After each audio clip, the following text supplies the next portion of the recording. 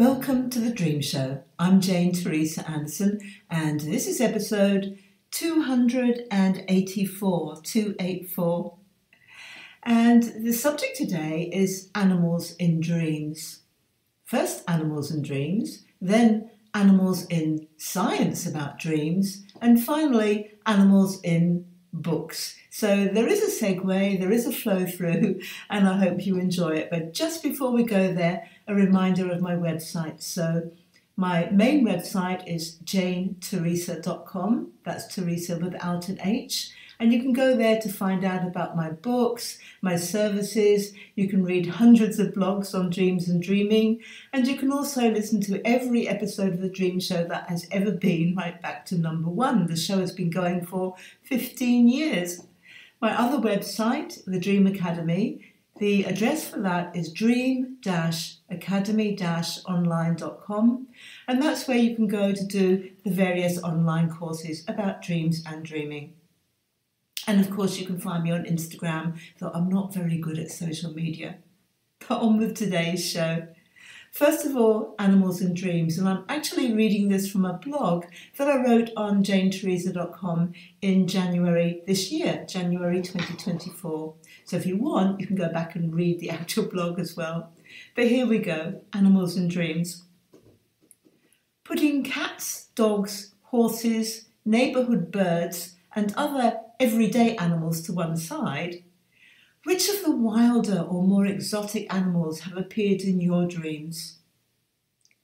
Over many years, my dream menagerie has included jaguars, tigers, lion, snakes, various mysterious birds, whales, dolphins, colourful tropical fish, and a tortoise. I'm sure that many of these and their innumerable cousins have prowled, slithered, flown, swum, and made their presences known in many of your dreams too. Made their presences known. Now, that's an interesting turn of phrase. We tend to dream of animals when we're becoming more aware of our own animal instincts, or when dormant, powerful energies begin to stir deep in our unconscious and make themselves felt around the edges of our consciousness. We might have repressed magnificent energies we're not ready to own: a powerful voice, a colourful nature, intuitive communication skills, perhaps appearing as a dream, in a dream as a lion's roar, or as a resplendent tropical fish, or a synchronised pod of dolphins. Or we might have repressed energies we judge as undesirable: anger, revenge, perhaps in dream form the angry swish of a tiger's tail, the poisonous fangs of a snake.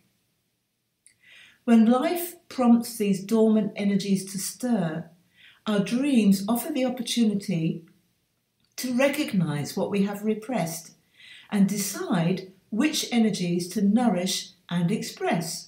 Perhaps the powerful voice, a more colourful, vibrant nature, the intuitive communication skills, and which to understand and work with, perhaps the anger and thoughts of revenge.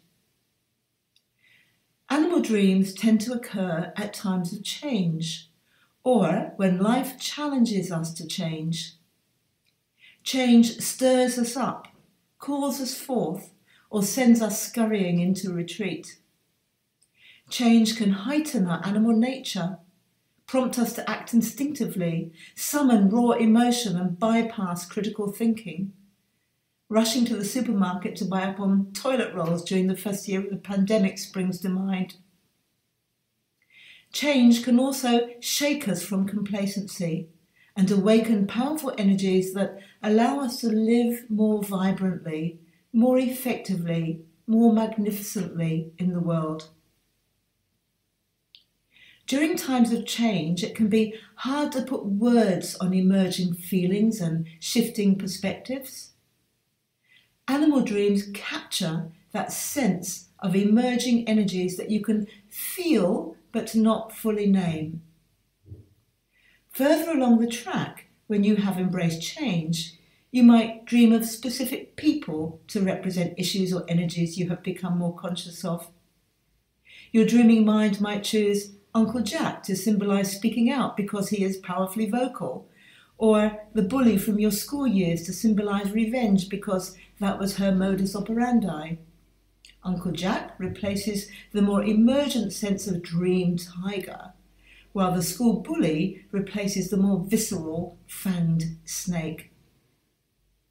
I don't want to pigeonhole, I see animals are the theme for the day as far as my typing fingers go, the dream meaning of a tiger, a snake, a dolphin, or any other creature. Our dreaming minds choose symbols based on our individual perspectives and experiences, both conscious and unconscious.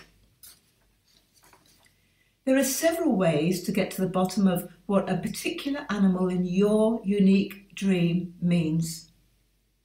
You can close your eyes and imagine you are the animal in your dream.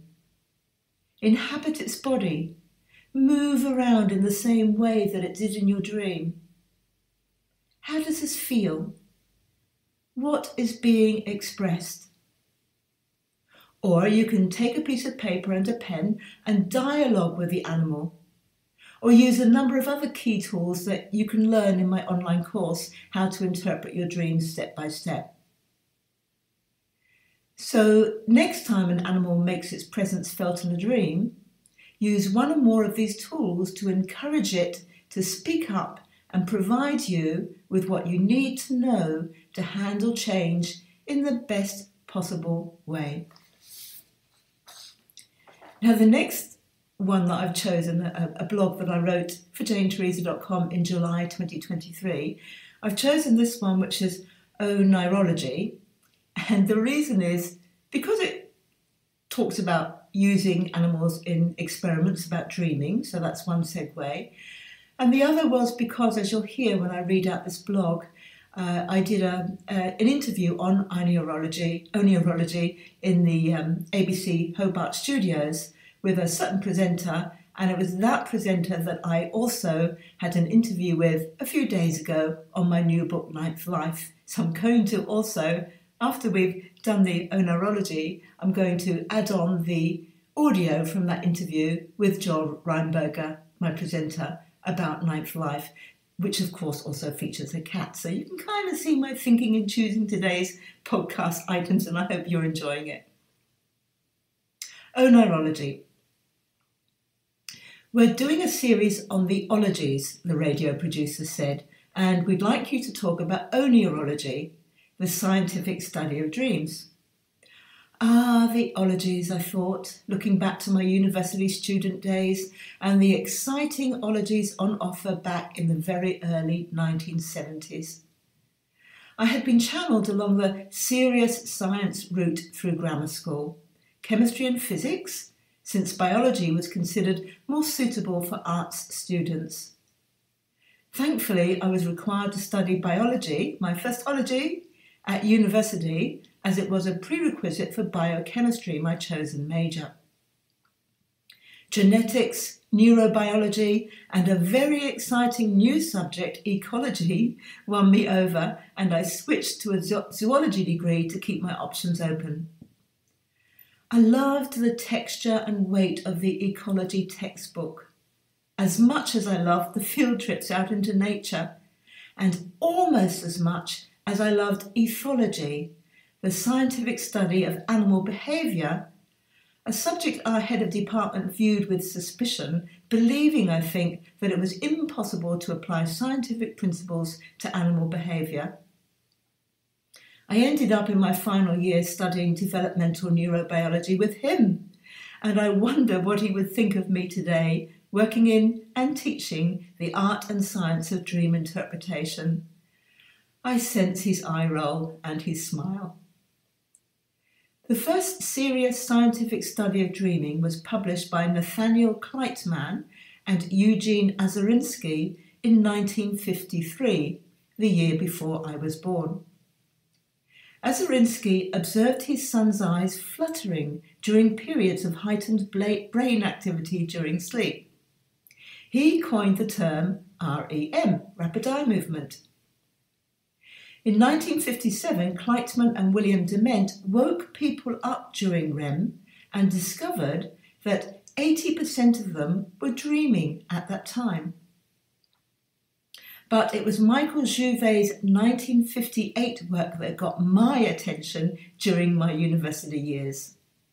He discovered that when an area of a cat's brain was severed, the cat would move about during REM sleep, prancing around as if wide awake. Jouvet deduced the cat was acting out its dreams because its motor muscles were no longer inhibited by the neurotransmitters produced in that part of the brain that was severed during sleep.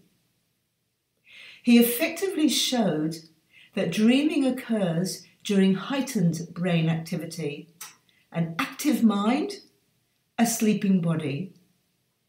He named dream sleep paradoxical sleep because of this observation. In summary, these studies concluded that sleep, far from being a state of brain inactivity, is an active state where the brain processes information as intensely as it does during waking hours.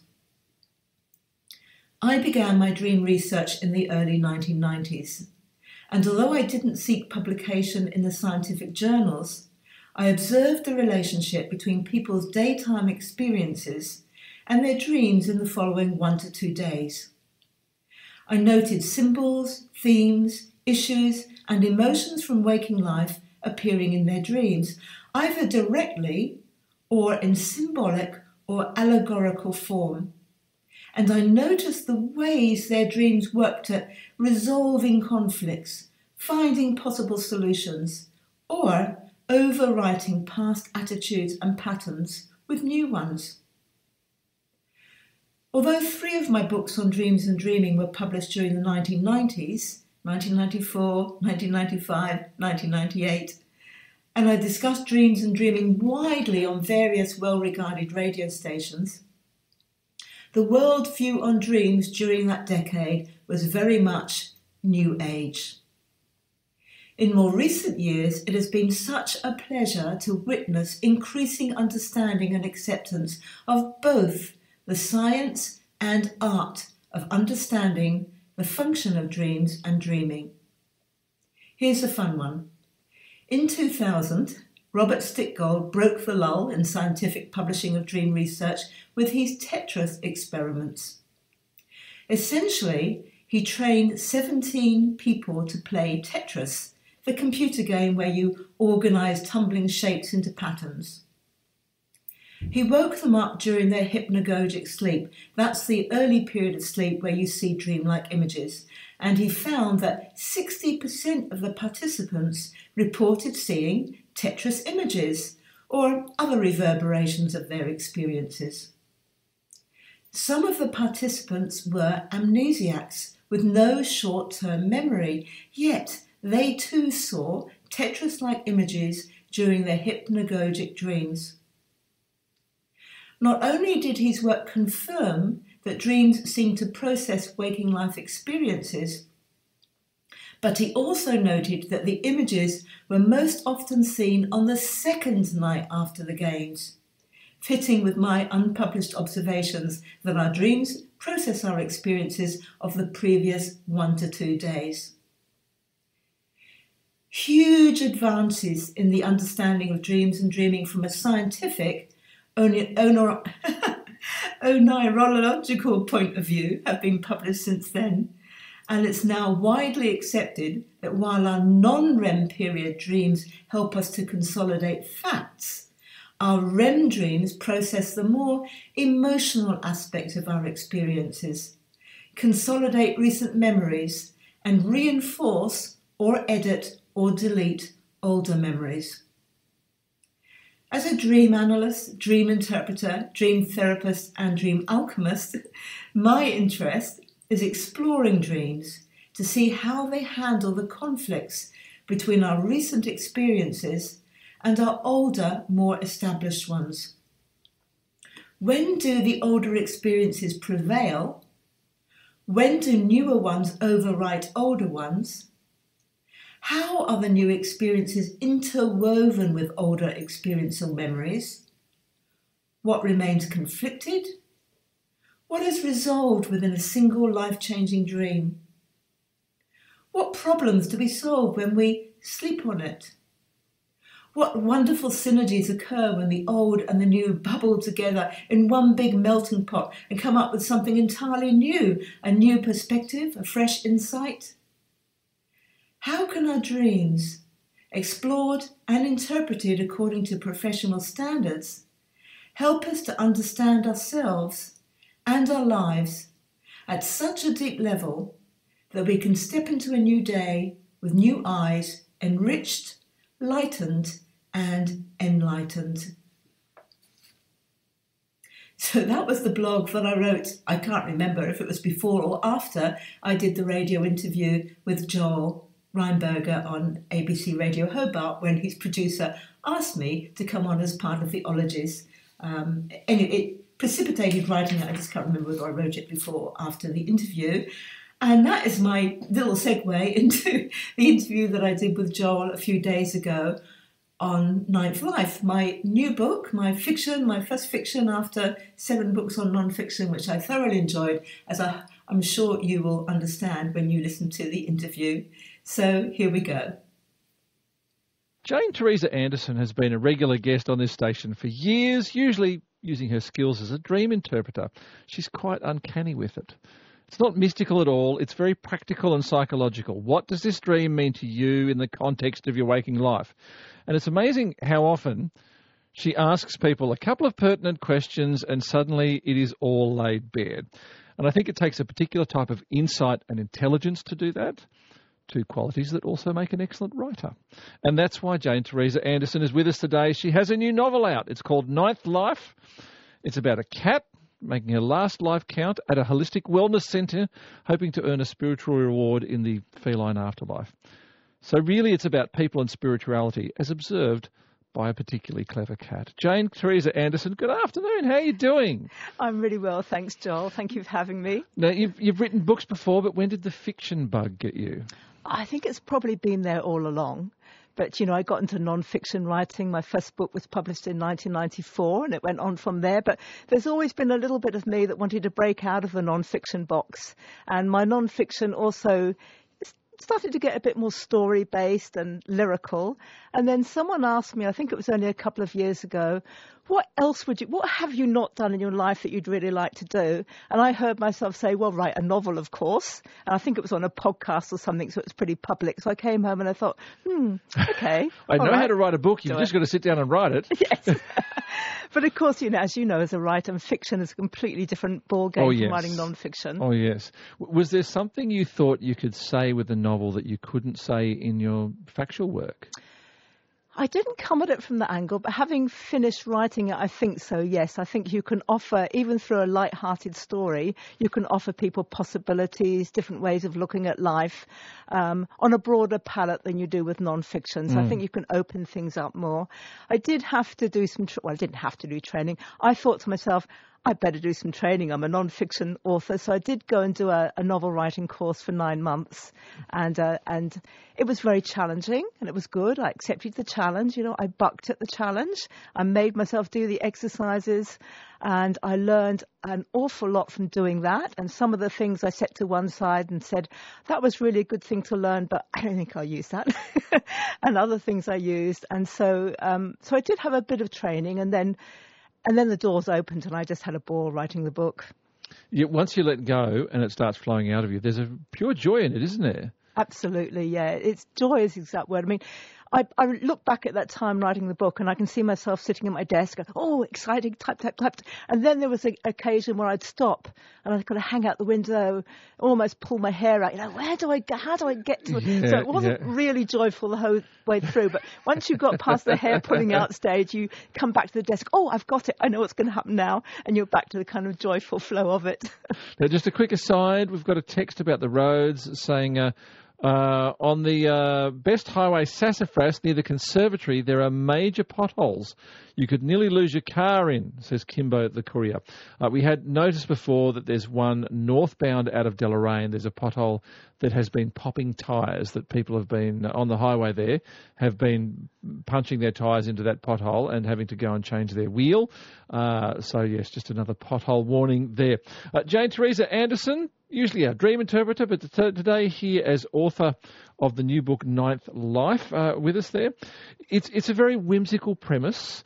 The cat looking for its own kind of spiritual next step as it's helping people through theirs. Where did this come from? So when I did the course, they said, you don't have to do this course with an idea in mind. You will discover it as you do the course. But about 3 weeks before the course started, I was at home in my kitchen, dutifully doing my weights exercises to build my bones. Yep. And because that's actually quite boring to do, I always listen to a podcast, any old podcast. So I was listening to a podcast, and the host was interviewing a spirit medium. And the spirit medium was sending messages from people who had passed to one of the podcast hosts. And I'm standing there doing my weights thinking, this does not feel quite accurate to me. The spirit medium's messages were so on point, were so utterly accurate that I thought, just a fleeting mind thought she's cheating. This isn't right. You know? Which is a very well-known thing that happens in these circumstances. That's right. But at that moment, a cat passed through our garden, stopped, stared at me through the French door for about a full minute. Now, I've never seen a cat in our garden before at all. It was another 6 months before I saw the cat again. And it just stared at me. And somehow, out of the sky, dropped this idea that juxtaposed a cat. And, we all think of cats. Well, we sometimes think of cats as kind of intuitive and psychic in a kind of mythical way. Yep. So there's kind of cat on the one side and this maybe cheating psychic medium on the other side. and I thought, somewhere in there's a central tale premise to be for a said, book. yeah. And that's how it started. When did you feel that you had nailed down the personality of Cat? Oh, I love that. I started, because I did the course, they suggested exercises, pick a character, pick another character, get them to talk to each other. So I think I started with the cat and a psychic medium. So I had those characters right there at the beginning and just playfully doing the exercise. And then I realized that Cat did have a wonderful personality, an intriguing personality, an interesting personality. And at that point, I said to my tutor on the course, what if I wrote the novel from the point of view of a cat? And she said, well, you're making a very big challenge for yourself. It's not what people would normally do. But I really like that. And so I picked it up and ran with it. And I just never, at no point did I ever think I shouldn't be doing this. I just had this cat, and she developed this amazing personality that led into all the various plots and subplots, and I loved her. Now, what does a cat see that a person misses? So this cat, I must say that the cat does have the ability to talk to some people, to selected people. So we do have some insight into what the cat thinks and feels. And the cat also listens into a lot of humans talking to each other. So we do get to know other characters. But the cat in this story mostly looks at life through her senses, through her smell, her psychic senses. But this particular cat has a bee in her bonnet that everybody should be following the rules. And she doesn't know why. Well, she has a kind of feeling that she won't graduate from her ninth life and become a spirit mentor unless she makes sure that everyone follows the rules. So she goes around everywhere. So she's quite officious, and you're not following the rules and what to do to make people follow the rules. And yes, so her character develops from there, really. You are listening to Afternoons with Joel Rheinberger on 936 ABC Radio Hobart and ABC Northern Tasmania. With us is Jane Teresa Anderson talking about her new book, Ninth Life. I'm really interested in why you have chosen this setting. Like, have you been around a lot of places like the Serene Lotus Centre for Health and Wellbeing? I do go to yoga. I've been to yoga most of my life, which is not like the Serene Lotus Centre for Health and Wellbeing, but I have been brushed up against various spiritual notions and various holistic practitioners. And so I hope that in introducing some of the characters, I hope people can sense that there's a lot of love for a lot of the characters, but there's also a little bit of critique and a little bit of poking fun and a little bit of getting under the skin as well. So So yes, we've got in the book a yoga teacher, obviously the spirit medium, passing or not passing the messages from spirits. We've got a hypnotherapist, a psychotherapist, and also a marketing person, because marketing is really big in well-being circles. And and there's a lot of fun to be had with looking at marketing. Okay. Have you noticed bad marketing in this sort of arena in your life? One of the characters, without giving away the story, but one of the more minor characters in the book teaches the importance of abundance, about how much you should charge for your services and how much more, and multiply that by 1,000%, and kind of really getting out of the box and getting a bit ridiculous. And there's a lot of marketing that I notice around that kind of philosophy about how much you should be charging and how amazing you are for your services. So I do play a lot with marketing there. And also quite early in the book, when Kat finds herself in this wellbeing centre, they immediately pounce upon her, and they want to introduce the cat theme into their marketing. So we've constantly got, why would they want the cat in their marketing? What are they trying to say? So I'm playing with the marketing angle, and how, really, I guess, playing throughout the whole book with how we all perceive life and the different perspectives we have. I'm interested, where in your life does the cat's spirituality come from? And is that the way you see yourself? Everybody says, don't they, that the fiction, and particularly the first one. And the main character of, the first several and the main character of, there's a lot of you in them. That's right. There's not much of my personality that's like Kat, except that she is a little bit whimsical, which I am. Yes, you are. She's a bit lyrical, which I am. And she's a bit, sees the funny side of things, which I do. But she also has a lot of characteristics which are definitely not mine. The rule keeping, the keeping everyone in line. But she is also very inquisitive. And particularly the book plays a lot with metaphysical concepts, and of course that is me as well. But I'm not Kat. Kat is there simply because that cat did arrive and look at me through the window that day. I'm just going to call you an author in denial there, Jane Teresa Anderson. Thank you very much, Joel. The book is called Ninth Life. Where can people get a copy of it? From Amazon. From Amazon. Yeah. Nice and easy. And it's a thing where you order one, they print it. Yeah. Print on demand. Nice, easy way to go. Jane Teresa Anderson, thank you so much for talking with us today. Thank you, Joel.